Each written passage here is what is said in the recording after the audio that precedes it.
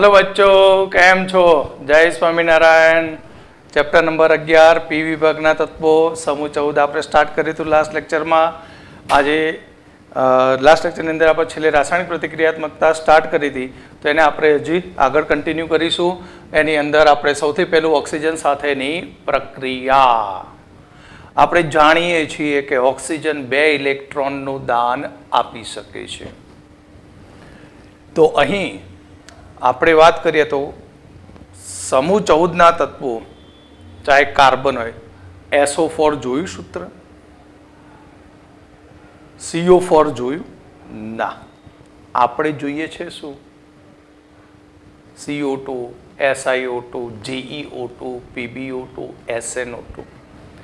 એટલે કે સમૂહ 14 સિલિકોન, જર્મેનિયમ, ટીન અને લેડ ઓક્સિજન સાથે સંયોજાઈને MO2 પ્રકારના ઓક્સાઇડ બનાવે છે। સિલિકામાં SiO2 બન્યો, શું બન્યું? SiO2। આને સિલિકા કહેવાય। શું કહેવાશે બેટા? આને સિલિકા। તો સિલિકાની અંદર અહીં Si અને ઓક્સિજન પરમાણુ સહસંયોજક બંધ દ્વારા અસિમિતીય ત્રિપરિમાણીય નેટવર્ક બનાવતા હોય છે।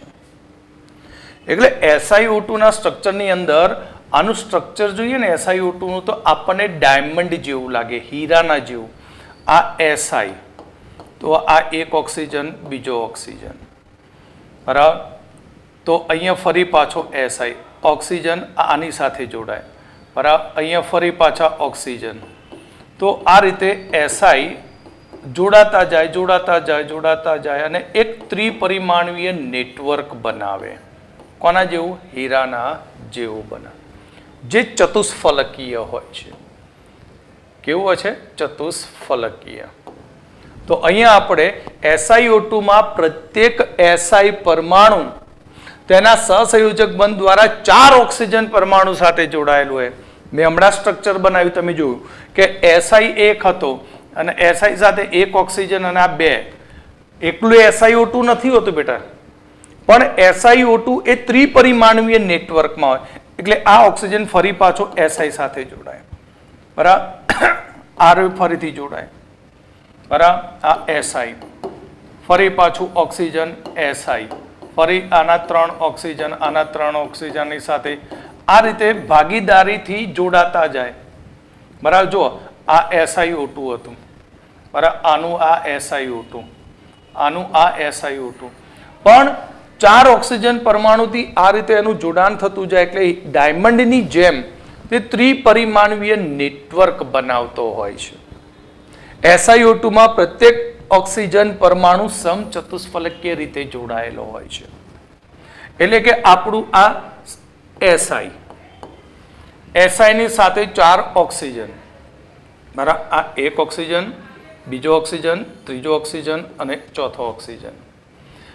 SiO2 કમ્પ્લીટ થઈ ગયું, બાકીના 2 વધારાના ઓક્સિજન આવ્યા અને દરેક ઓક્સિજન 2 ઇલેક્ટ્રોનનું દાન આપી આ રીતે ચતુષ્ફલકીય રચનામાં જોડાય। એટલે અહીંયા આપણને મળે શું? એક ઓક્સિજન કેટલા ઇલેક્ટ્રોનનું દાન આપે? 2, તો આને 2 ના દાન આપે, એટલે આપણને અહીંયા SiO4 ऋणायन ચતુષ્ફલકીય સ્વરૂપે મળે। SiO2 માનો પ્રત્યેક સિલિકોન પરમાણુ 4 ઓક્સિજન પરમાણુ સાથે ચતુષ્ફલકીય રીતે જોડાયેલો હોય, પણ એ કયા સ્વરૂપે હોય? SiO4 સ્વરૂપે હોય। કયા સ્વરૂપે? SiO4 સ્વરૂપે। સ્ફટિકમય સિલિકોન ડાયોક્સાઇડ આપણે 3 સ્વરૂપે હોય, ક્વાર્ટઝ, ક્રેસ્ટોબિલાઇટ અને ટ્રાઇડાયમાઇટ। 3 સ્વરૂપે સિલિકોન ડાયોક્સાઇડ હોય, ક્વાર્ટઝ, ક્રેસ્ટોબિલાઇટ અને ટ્રાઇડાયમાઇટ સ્વરૂપે હોય છે। જ્યાં ક્વાર્ટઝના ઉપયોગની વાત કરીએ, MCQ માટે સરસ મજાનો ટોપિક અહીંયા સ્ટાર્ટ કરીએ છીએ આપણે, કે ક્વાર્ટઝનો ઉપયોગ દાબ વૈદ્યુત સ્ફટિક તરીકે, સ્ફટિક આંદોલક તરીકે અને ટ્રાન્સડ્યુસરમાં થાય છે। ક્વાર્ટઝનો ઉપયોગ દાબ વૈદ્યુત સ્ફટિક, સ્ફટિક આંદોલક અને ટ્રાન્સડ્યુસરમાં થાય છે। સોડિયમ સિલિકેટને એસિડિક બનાવવાથી આપણને સિલિકા જેલ મળે। સિલિકા જેલનું સૂત્ર પણ એ છે SiO2। Very most IMP topic છે કે સિલિકા જેલ કેવી રીતે બને, કે સોડિયમ સિલિકેટ એટલે Na4SiO4 સોડિયમ સિલિકેટનું એસિડિક દ્રાવણ બનાવવાથી સિલિકા જેલ બને અને આ સિલિકા જેલનું નિર્જલીકરણ કરવામાં આવે છે અને એ નિર્જલીકરણ કરવાથી આપણને જે સિલિકા જેલ મળે છે તેનો મોટા ભાગે ઉપયોગ ક્રોમેટોગ્રાફી પદ્ધતિમાં થાય છે.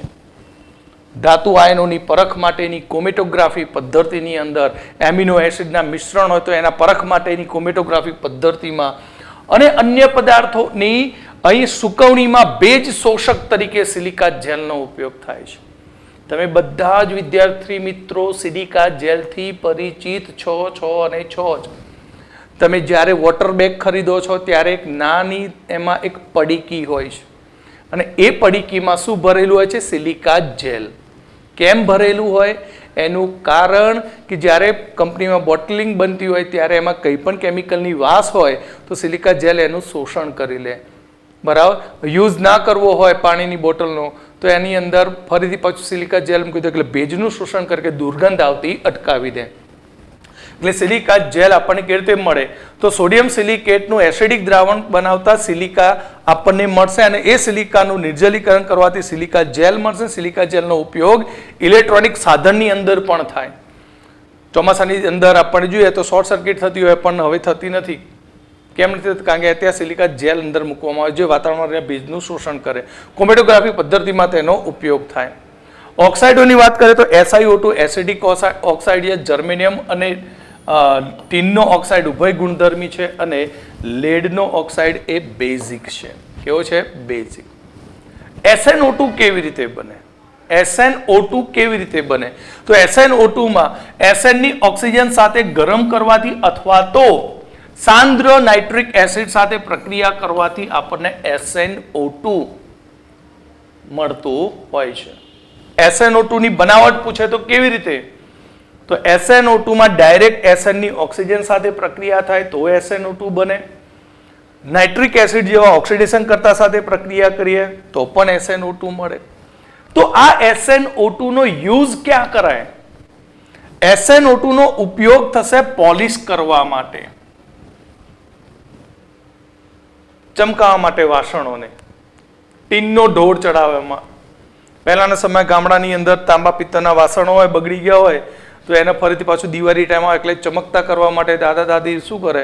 ગામમાં કોઈ આવ્યો હોય કલઈ કરવા વાળો કે બરાબર એને કલઈ કરવા, પેલો કલઈ નહીં કરવાની આપણે જે વાપરીએ વ્યવહારિક શબ્દ આની કલઈ કરી એવું નહીં. કલઈ કરવા માટે ટીનને કલઈ કહેતા હતા એ વખતે.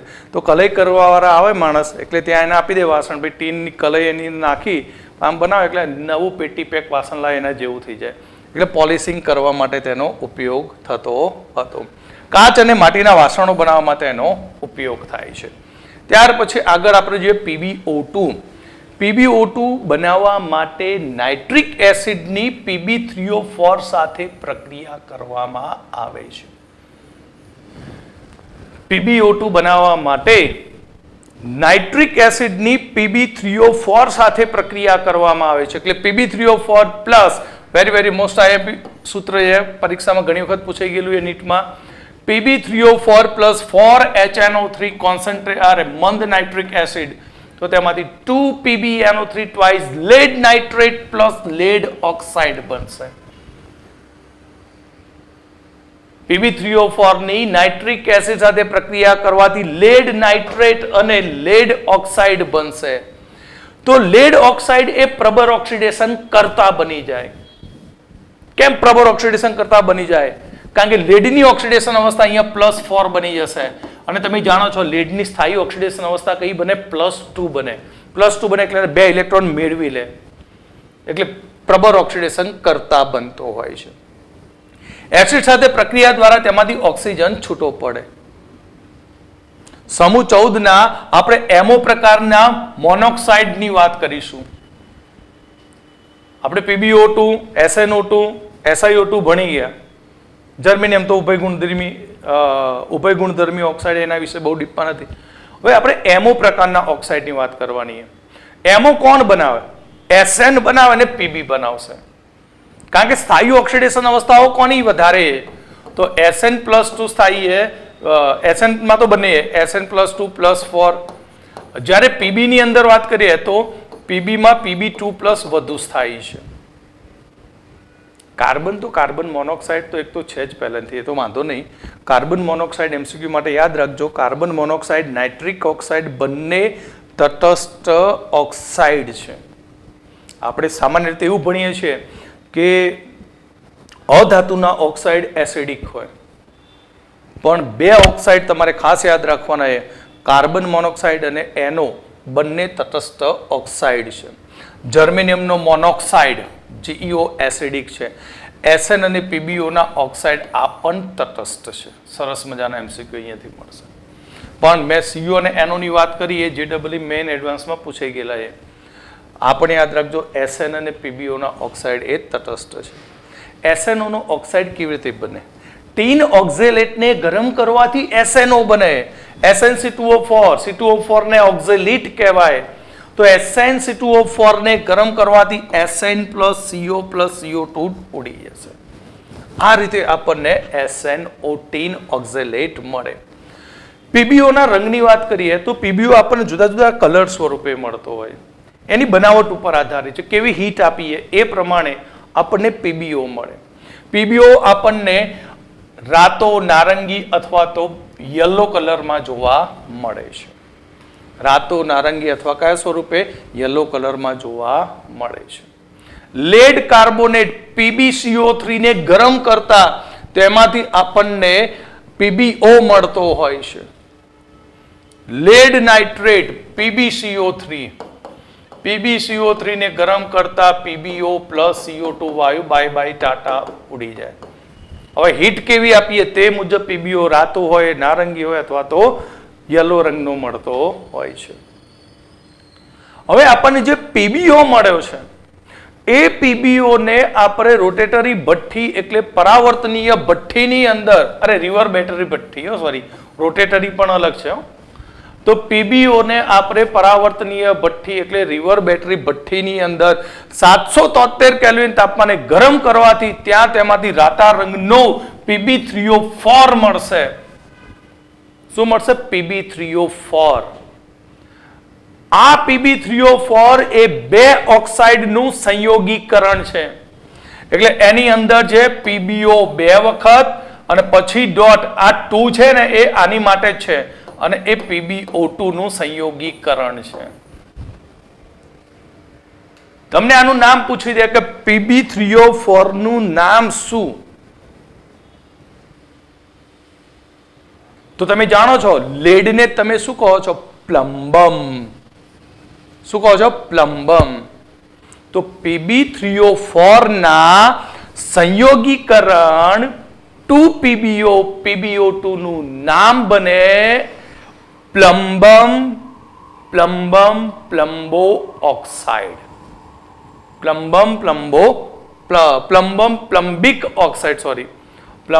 પ્લમ્બિક ઓક્સાઇડ કહેવામાં આવે છે આવું બીજું એક પણ છે તમે રેડોક્સમાં શીખી ગયા હશો કે Fe3O4 એ પણ બે ઘટકોનું સંયોગીકરણ છે એક 2PbO અને બીજું છે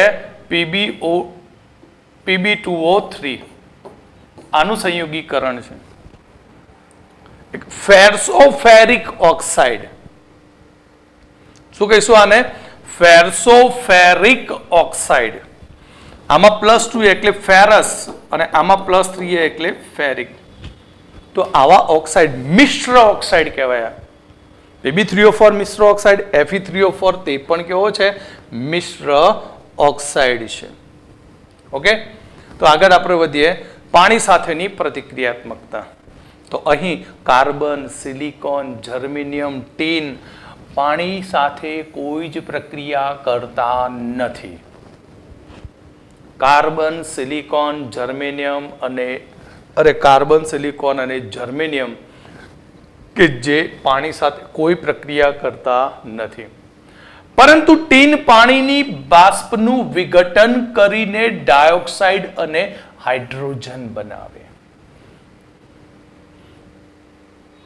એટલે SN ની પાણીની બાષ્પ સાથે પ્રક્રિયા થતા SnO2 બને અને પાણીના હાઇડ્રોજનને દૂર કરી દે એટલે Sn+2H2O હીટ કરવામાં આવે તો SnO2+2H2O બને.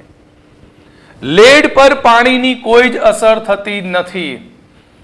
તેનું સંભવિત કારણ એ છે કે કુદરતી રીતે લેડની સપાટી ઉપર ઓક્સાઇડનું રક્ષણાત્મક પડ બને. કોના જેમ? એલ્યુમિનિયમની જેમ જ ઓક્સાઇડનું સ્તર બનતું હોય છે.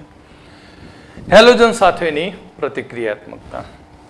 તો સમૂહ 14 ના તત્વો MX2 અને MX4 પ્રકારના હેલાઇડ બનાવે. કાર્બન ક્યારેય MX2 પ્રકારનો હેલાઇડ બનાવતો નથી. +2 અવસ્થા કોની વધુ સ્થાયી? પીબીની.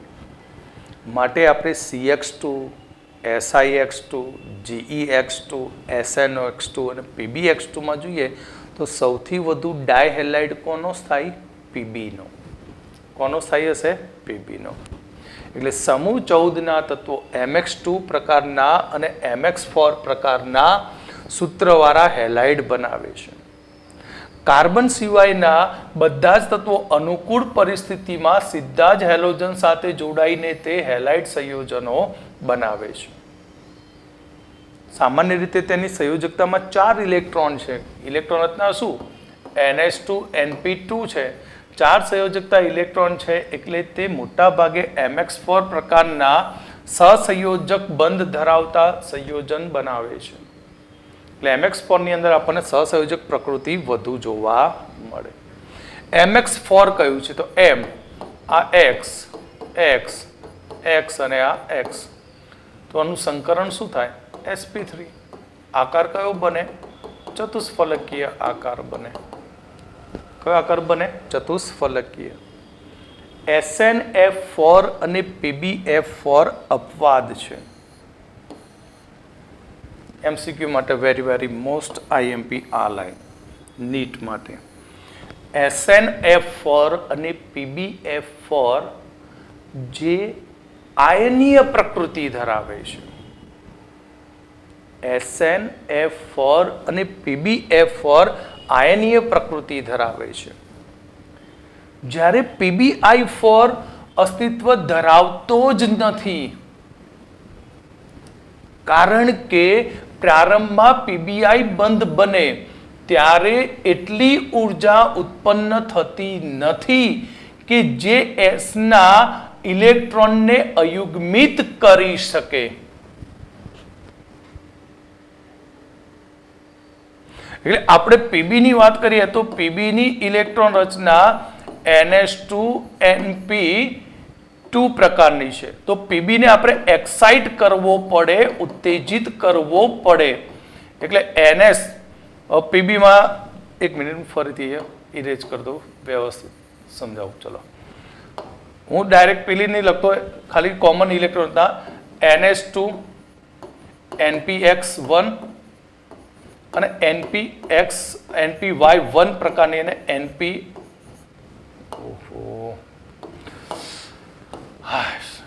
PB NH2 NPX1 NPY1 અને NPZ0. અહીંયા તમે જોઈ શકો છો કે એ ફક્ત 2 બંધ બનાવી શકે સહેલાઈથી, PbI2 બનાવી શકે. સહસંયોજક બંધથી શું બનાવે? PbI2. કારણ કે 2 ઇલેક્ટ્રોન અયુગ્મિત છે. હવે એને PbI4 બનાવવો હોય તો અહીંયા ઉત્તેજિત કરવો પડે અને NS ના 2 ઇલેક્ટ્રોન માંથી 1 ઇલેક્ટ્રોનને Z માં લઈ જવું પડે. તો PbX1, PbY1 અને PbZ1 થાય. પણ બેટા મેં તમને હમણાં જ કહ્યું, આગળ પણ કહ્યું કે પીબી માં ઇલેક્ટ્રોન રચનામાં તમે જાણો છો 4f14 છે અને 5d10 છે જે સંપૂર્ણ ભરાયેલા છે, જે નિર્બળ શિલ્ડિંગ અસર કરે. નિર્બળ શું કરે? શિલ્ડિંગ અસર કરે છે. કેમ? કારણ કે DF અને D કક્ષક કદમાં મોટી છે. કદમાં કેવી છે? મોટી. પરિણામે NS ના 2 ઇલેક્ટ્રોન જે છે એને કેન્દ્ર ઉપર આકર્ષણ બળ વધુ છે. એટલે શરૂઆતમાં જે 2 બંધ બનાવ્યા એ 2 બંધ દ્વારા જે ઉર્જા ઉત્પન્ન થાય અહીંયા એ ઉર્જા ઉત્પન્ન થઈ તે ઉર્જા NS ના 2 ઇલેક્ટ્રોનને ઉત્તેજિત કરવા માટે પૂરતી નથી બેટા. માટે PbI4 શક્ય નથી.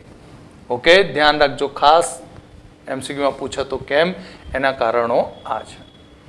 દ્રાવ્ય લેડ ક્ષારમાં હેલાઇડ આયન ઉમેરતા લેડ હેલાઇડ એટલે કે PbX2 મળે. કોઈ આપણે લેડનો એવો કોઈ ક્ષાર હોય કે જે પાણીમાં ડિઝોલ્વ થતો હોય કે જેમાં Pb+2 હોય અને પછી તેમાં X- આયન ઉમેરી દો તો PbX2 બની જાય. એટલે Pb2 + 2X- gives PbX2. ત્યાં FClBrI, જેમાં PbI2 ખાસ યાદ રાખજો પીળા રંગનો છે.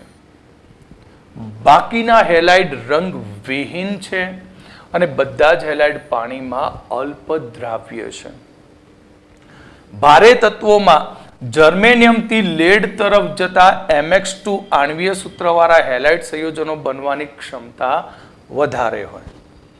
ભારે તત્વોમાં આપણે MX2 પ્રકારના જ વધુ સંયોજન મળે, MX4 પ્રકારના બનવાની શક્યતા કેવી હોય? ઓછી. કેમ ઓછી હોય બેટા? મેં હમણાં જ સમજાવ્યું, PbI4 માં નિષ્ક્રિય યુગ્મ અસર થાય. તો સમૂહમાં ઉપરથી નીચેની તરફ જતા ડાયહેલાઇડ સંયોજનોની સ્થાયીતા વધતી જાય. ઉષ્મીય અને રાસાયણિક સ્થાયીતાને આધારે થર્મોડાયનેમિક્સ અને સ્ટેબિલિટીને આધારે જર્મેનિયમ ટેટ્રાહેલાઇડ જર્મેનિયમ ડાયહેલાઇડ કરતાં વધુ સ્થાયી છે. જ્યારે Pb માટે આનાથી ઊંધું થશે. કેમ? કારણ કે PbX2 બને ત્યારે જે ઉર્જા ઉત્પન્ન થાય તેનાથી મળતી ઉર્જા દ્વારા Pbના 2 ઇલેક્ટ્રોનને એક્સાઇટ કરવા મુશ્કેલ છે. એટલે Pb માત્ર 2 હેલોજન સાથે જોડાઈ PbX2 બનાવશે જે વધુ સ્થાયી હોય છે. CCl4 સિવાયના અન્ય ટેટ્રાક્લોરાઇડ સંયોજનો સહેલાઈથી પાણી દ્વારા જળ વિભાજન પામી શકે છે. CCl4 આ Cl Cl Cl Cl plus અહીંયા હું પાણીના 4 અણુ લઈ લઉં. કેટલા અણુ લઉં? 4.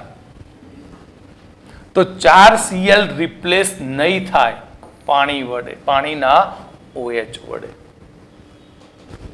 કેમ? કારણ કે કાર્બનમાં ડી કક્ષક નથી. માટે SiCl4 નું જળ વિભાજન થઈ શકશે નહીં. ક્લિયર? કમ્પ્લીટ? તો SiCl4 સિવાયના બાકીના ટેટ્રાક્લોરાઇડ નું જળ વિભાજન થઈ શકશે. એનું કારણ તેના સેન્ટ્રલ એટમ મધ્યસ્થ પરમાણુની અંદર ડી કક્ષક આવેલી હોય છે. ડી કક્ષક ખાલી હોય તો અબંધકારક ઇલેક્ટ્રોન યુગ્મનો પાણીના અબંધકારક ઇલેક્ટ્રોન યુગ્મનો સ્વીકાર કરીને જળ વિભાજન પામી શકે. તો SiCl4 ના જળ વિભાજનમાં શરૂઆતમાં Si પોતાની ડી કક્ષક જે કેવી છે? ખાલી છે. કારણ કે સિલિકોનની ઇલેક્ટ્રોન રચના 3s2 3p2 અને 3d0 છે.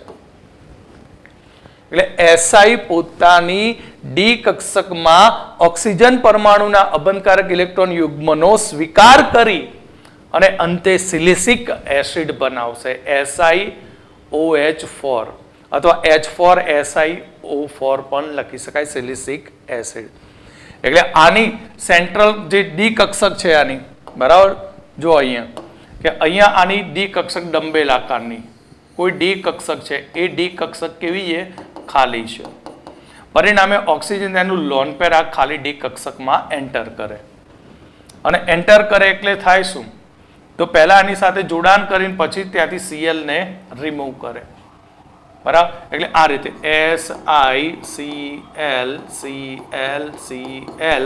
અને ડી નું દાન આપી OH. ઓક્સિજન કેવો બનશે? પ્લસ. એટલે ઓક્સિજન પ્લસ બનશે એટલે ઓક્સિજન ફરી પાછા તેના ઇલેક્ટ્રોન પાછા ખેંચશે કોના ઉપરથી? H ઉપરથી. ત્યારે આ Cl ઇલેક્ટ્રોન લઈને છૂટો પડી જાય. સમજણ પડી?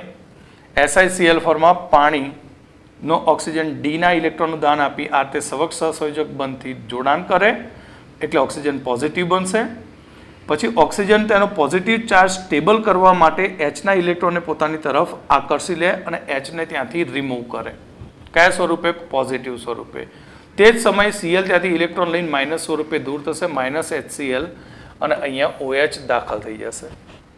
તો વારા પરથી ક્રમશઃ એક Cl નું આ રીતે શું થશે? વિસ્થાપન થશે અને આપણને સિલિસિક એસિડ SiOH4 મળે.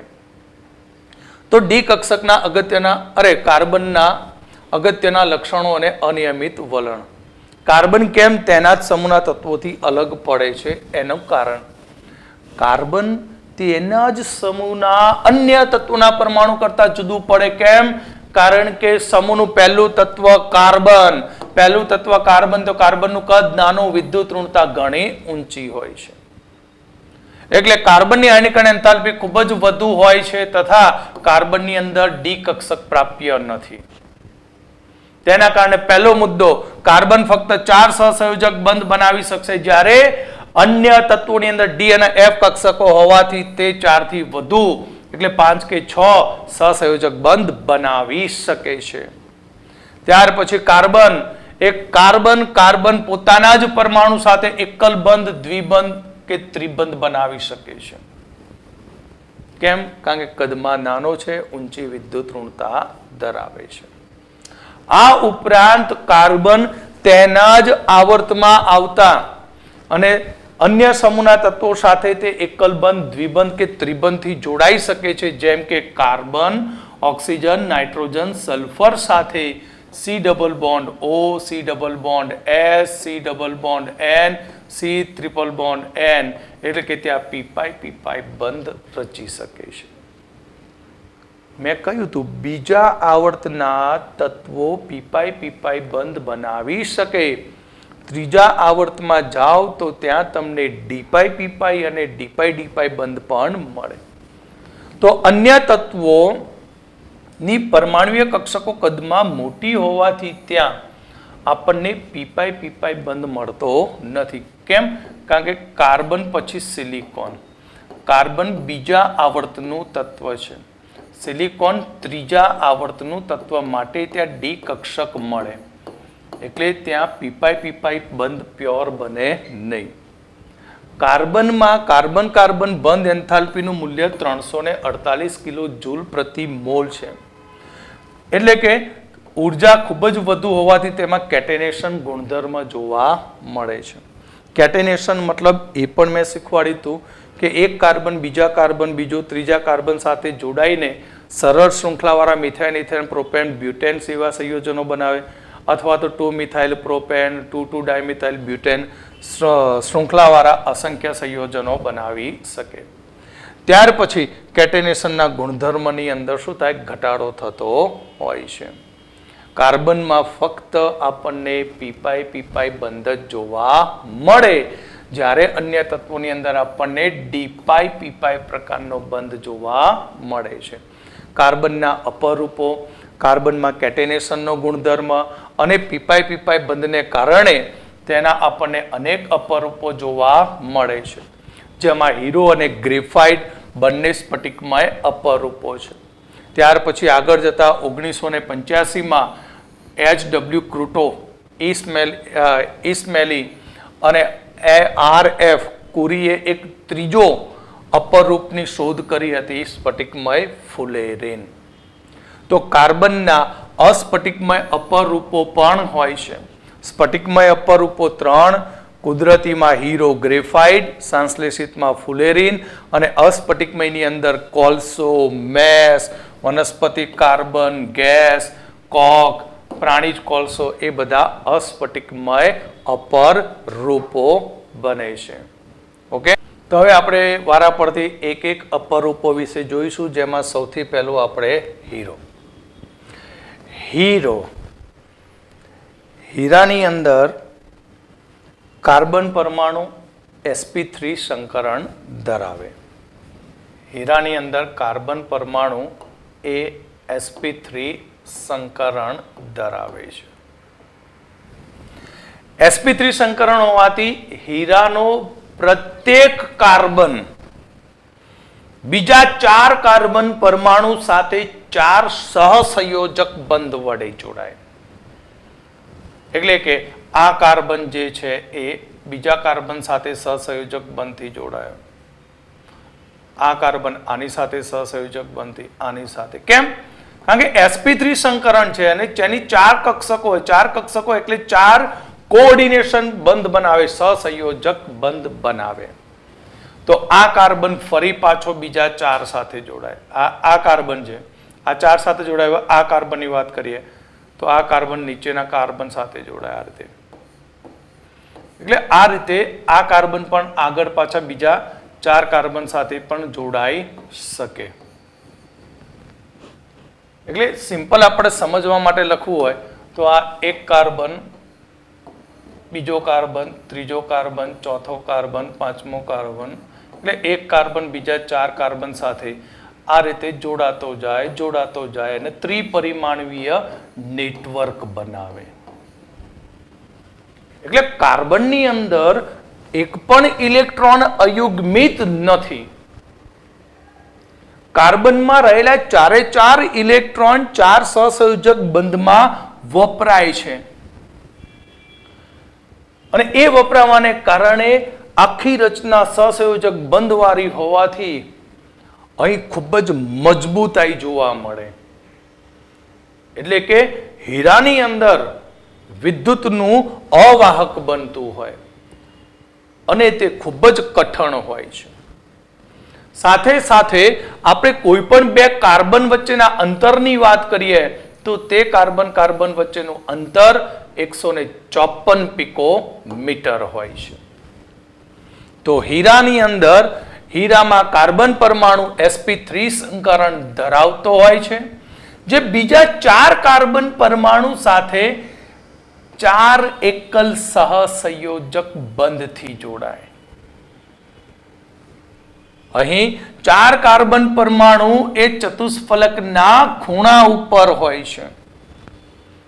4 કાર્બન પરમાણુ એ ચતુષ્ફલકના ખૂણા ઉપર હોય છે. એટલે આ આપણો ચતુષ્ફલક, આ કેવો? આ ચતુષ્ફલક બરાબર. આ પાછો બીજા ચતુષ્ફલક સાથે જોડાય.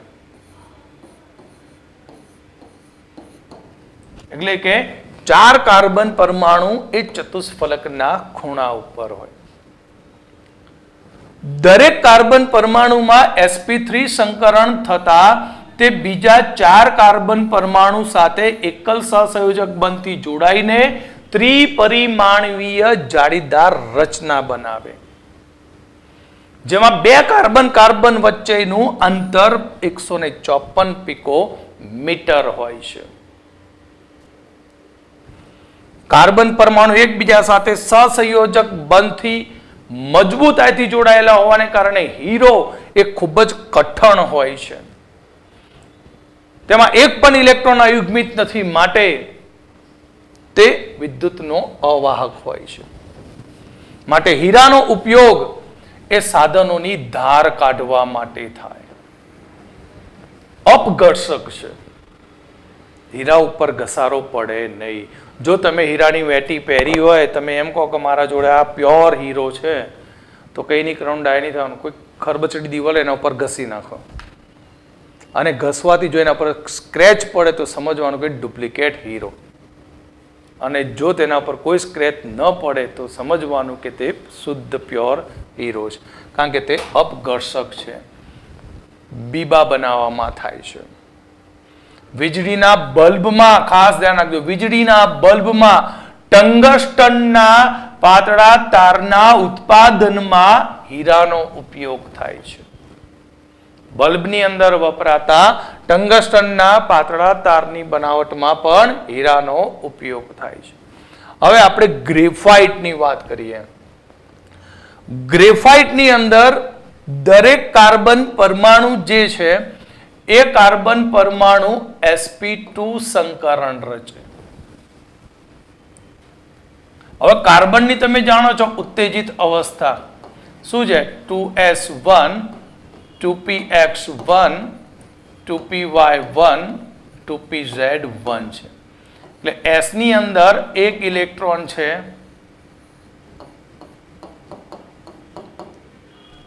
ઓકે, પણ સંકરણમાં તો 2px 2py જ ભાગ લે, 2pz સંકરણ ભાગ લેતી નથી. એટલે અહીંયા આપણને 3 sp2 સંકૃત કક્ષકો મળે.